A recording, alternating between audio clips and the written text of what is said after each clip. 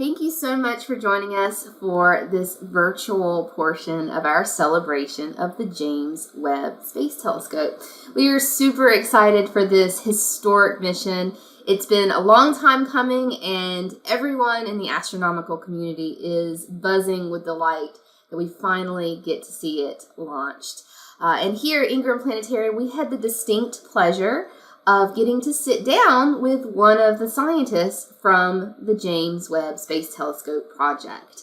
Dr. Hashima Hasan joined us to talk a little bit about her experiences working with the project and to give us some more in-depth behind-the-scenes information about its progress over the last several decades. Now, Dr. Hasan, she is a NASA program scientist for NuSTAR, the Keck Observatory in ADCAR, and is a deputy program scientist for the James Webb Space Telescope. In her role as a program scientist, she makes sure that each project's mission remains possible and true to NASA's strategic objectives. Dr. Hasan has been a program scientist for many other NASA missions as well. You can learn more about her in a link I'm going to post down below. But without any further ado, I can't wait for you guys to meet Dr. Hasan. Thank you so much for being with us, Dr. Hasan. I am so happy to have you, and I know our visitors are happy to meet you as well. A real scientist from the James Webb Telescope project. So we're really excited to learn a little bit more in depth about this project from your perspective. So let's get started with the James Webb Telescope itself. It's been in development to some degree since about 1996, but many of our visitors are just now hearing about it. Can you speak a little bit about its history? Well, the concept of a powerful telescope to follow Hubble was proposed by scientists as way back as 1989, and it was first studied by NASA starting in 1995. And it was dubbed the Next Generation Space Telescope, or NGST as we called it then. And so concept studies for it, early technology development, and for a far infrared telescope of about 6 to 8 meters in diameter for the primary mirror was started. And the real formulation for it was started by NASA in 1999. So in the National Academy, in its decadal survey for astronomy in 2000, recommended NGST as the highest priority for NASA. This would be a telescope which view the first stars and galaxies, seeing them born, see how planets were created, and how the first elements and components that created life on Earth would be studied. And in 2002, NGST was renamed by NASA as the James Webb Space Telescope. And NASA has negotiated a partnership with the European Space Agency, ESA, and the Canadian Space Agency, CSA, by which NASA would provide the telescope, ESA would provide the launch vehicle, and the science instruments would be provided by NASA, ESA, and CSA. And so started perhaps one of the most challenging technology developments in history for a space telescope. The design, building, and testing of the space telescope turned out to be much costlier and more challenging than it was originally conceived. But we've overcome all those challenges, and the telescope is actually now in South America, waiting to be launched on an Ariane 5 launch vehicle. So this is a really exciting moment for all of us. Now, many of us have a very specific image in our head of what a telescope looks like, but the James Webb Telescope looks very, very different. Can you talk a little bit about some of its components and why its presentation is so divergent from our normal idea of a telescope? So James Webb is, the design of it is what is called a 3-mirror astigmat. In other words, it consists of 3 curved mirrors designed so the optical errors are minimized. The primary mirror is about 6.5 meters in diameter, which is around 21 feet. And it will, in order to fit it in the rocket, it has been designed in 18 hexagonal segments that can fold up like an origami. And the light from objects being observed first hit the primary mirror, and then it is redirected to a smaller secondary mirror, which is mounted on three struts which extend out in front of the primary mirror. And the light then goes through a hole in the secondary mirror to the back onto a tertiary mirror, from where it's directed by steering mirrors into the science instruments, which are at the back of the telescope mirror.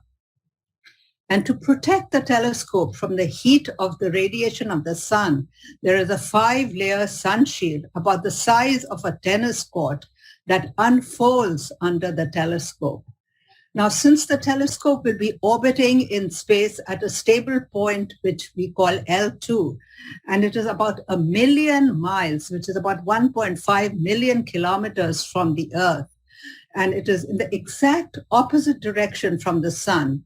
So the sun shield is sufficient to protect the telescope from the sun, and it does not need to be enclosed in a tube like Hubble. So in a nutshell, that's what Webb looks like and how it will operate. That's awesome. And I love doing origami, so the fact we use origami for a spaceship, I think, is really cool. Yes. Now, how long have you worked on the project? I mean, this has been going on for quite a long time, as we discussed. So how long have you been with the James Webb Telescope Project? And can you tell us a little bit about your experiences on it? Yeah, so I actually have worked on this way back when I was a scientist at Space Telescope Science Institute in Baltimore. I actually participated in the 1989 workshop where scientists discussed the Next Generation Space Telescope, or NGST, which would be the successor to Hubble. I continued work on NGST. Later, it was named the JWST, or the James Webb Space Telescope, after joining NASA headquarters in 1994. And I have been the NGST and later JWST program scientist, and I'm now the JWST deputy program scientist. Now, the role of a program scientist is that we are responsible for working with the science community to set the science requirements for the mission and the science instruments. Now, during the development phase of the mission, our duty is to ensure that the science requirements are being met. And finally, the program scientist is responsible for the science program that will be executed by the observatory. So following are some examples of my experiences on the project. During the early formulation phase of the mission, I led the solicitation for proposals for early technology development, had them reviewed and recommended for selection. I set up an interim science working group, prepared its charter, and conducted lengthy discussions on the before we came to a consensus on the science requirements.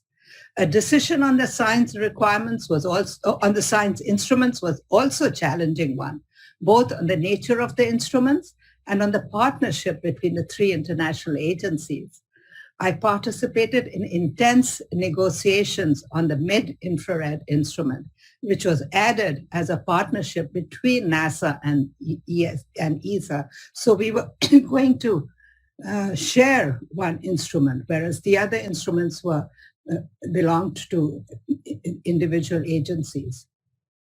On that fateful day, September 11, 2001, I was conducting a review in Washington, D.C. for NASA to decide which of its centers would manage its contribution for the mid-infrared instrument. So that really stands out in my mind. Yeah, definitely. It's so incredible that all of that was going on all at the same time. Exactly. I mean, it's that moment just ingrained in my mind. And So whenever I think of the mid-infrared instrument, my mind goes back to that day. Well, so coming to the brighter side, in preparation for conducting science with the observatory, I have contributed to numerous activities, including the selection of the early release observations. I have supported the program scientists for setting policies for selecting science observing proposals for JWST, and in outreach to the scientific community and the public. So I think that is one of the most exciting things right now, to talk to everyone, to this audience and anyone else, and tell them about the wonderful, wonderful telescope that we are all about to launch, and just sitting at the edges of our chairs waiting for the launch.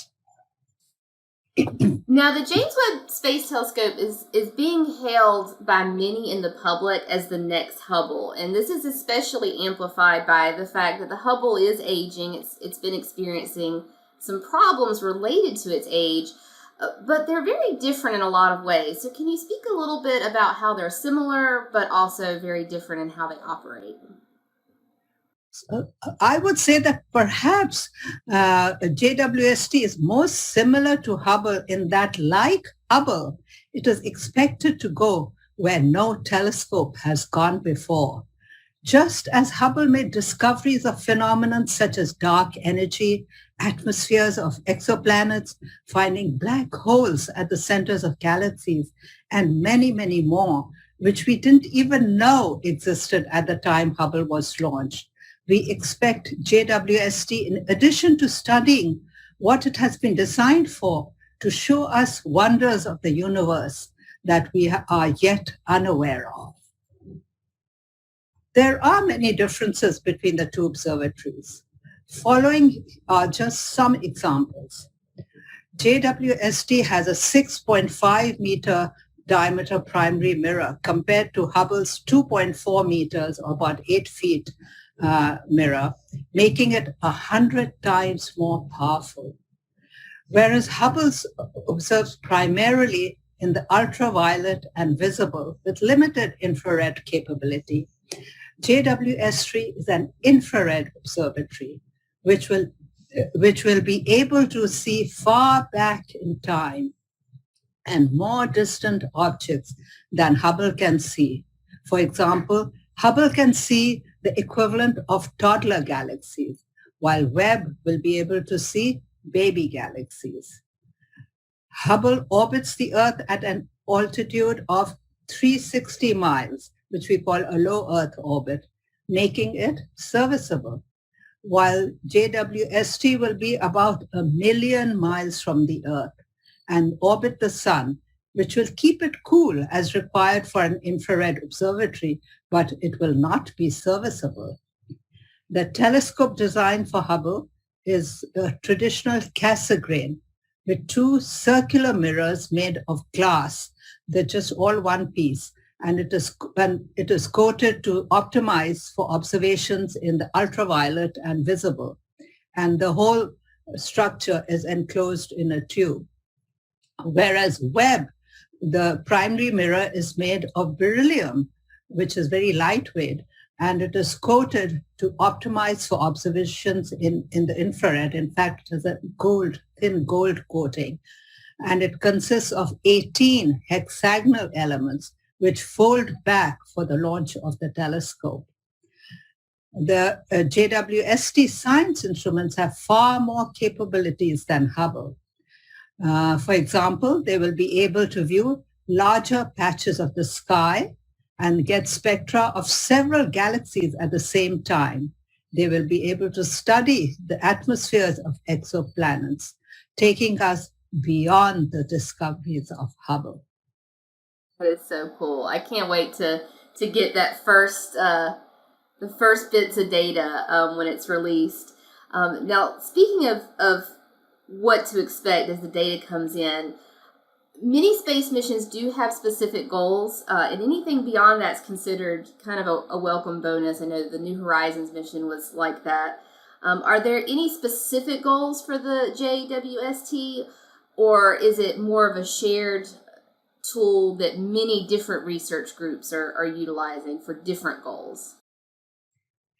JWST is certainly a very powerful telescope, and as I've said that we hope to make discoveries we haven't thought of before. However, the primary aim of JWST is to shed light on our cosmic origins. It will observe the universe's first galaxy, reveal the birth of stars and planets, and look for planets with the potential for life. So these are some of the primary goals for what JWST has been designed for. So currently competitively selected early science observations will be conducted during the first 5 months of the science operations, and the data will be released immediately to the public. Scientists from 44 countries applied for observing time for the first cycle of science observations. The science proposed spans all the JWST science goals, and the early observations will demonstrate the capabilities of JWST and give us a flavor of the science that is to follow. Now, after that initial 5 months, since it is more of a shared tool that the world utilizes, how do other researchers kind of apply for time to use it for observing? Is there a process for that? Yes. The Space Telescope Science Institute in Baltimore has been contracted by NASA to execute the science program for JWST, just as it is executing the science for Hubble. STSCI, or Space Telescope Science Institute, they have an open solicitation for proposals from scientists around the world to conduct observations with JWST. The proposals are evaluated by peer review committees, which are set up by the Institute, and the selections are made by the STSCI director. And the data, after the observations are made, the data is placed in a public archive at Space Telescope Science Institute. And this is the Mikulski Archive for Space Telescopes, or MAST for short. And it is available to the public. All the data is available to the public after a 1-year period of exclusive use by the proposing team. And exceptions are that data which is obtained during the director's discretionary time will be made public immediately, like the early release science observations I mentioned earlier. And sometimes scientists voluntarily make their data public before the period of exclusive use is over. So all the data that comes out of the telescope is available to the entire world to use.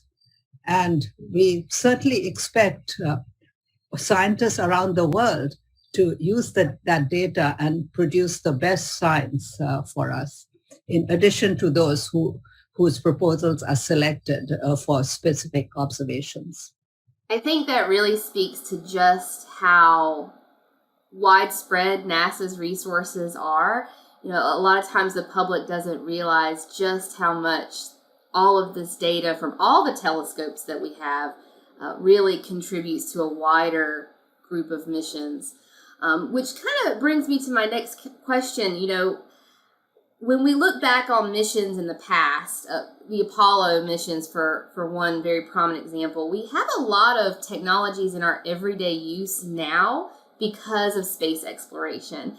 So in the length of time that we've been working on this project, are there any technologies that we have in today's world as a result of the work on the James Webb Space Telescope? Indeed. In order to meet the James Webb Telescope's science objectives, numerous new technologies had to be invented. Lightweight mirrors, lightweight structures, software, and a whole plethora of technologies. So let me give you some examples of those that have benefited other advancements. And so I'll give you four or five examples. So one is the wavefront sensing technology, which was developed to accurately measure the shape of James Webb telescope's mirrors. And this has led eye doctors to now use the sensor for fast eye mapping, diagnosis of ocular diseases, and potentially to improve surgery features. So what an amazing application that is to humankind. Then the high-speed test devices were developed that used pulsed lasers to freeze out vibration effects for nanometer precisions. The technology now generates millions worth of revenue from aerospace, astronomy, semiconductor, and medical industries. So it has a really wide application. JWST's investments in cryogenic application-specific integrated circuits, or ASICs, has made these specialized small circuits programmable. And one of the applications is that it is now flying on Hubble, where they were used to repair its advanced camera for surveys during the last servicing mission. And another example are the advanced infrared detectors, which were developed for JWST's instruments. These are now the universal choice for astronomical observations in space and on ground technology. And this technology is also being used in earth science and national security systems. And I'm sure there are many, many more, but these are just a few examples of how the technology development for James Webb has benefited our society. That's awesome. Well, that kind of concludes my questions for you, Dr. Hasan, but do you have any final thoughts that you'd like to leave with our visitors today? Well, I would say that the James Webb Telescope is really a testimony to the imagination, how far the human mind can go, and what we can do and what we will learn from it. And it will inspire generations of students and the public, and for doing great things in the future. And, maybe even determine what our destiny will be. Maybe so. Well, thank you so much for spending some time with us today, and good luck on the launch that's coming up. We are going to be watching it with great anticipation. Thank you. It's been a pleasure to be here. I wish I could have been there with you in person. I love North Carolina. It was I consider it the land of my American birth. That's the first state I came to and I became a citizen in. And my son was born in North Carolina. So all the best to everyone in North Carolina and the whole world. And James Webb will be waiting for you. Thank you so much for your time. And I hope you have a stellar rest of your year.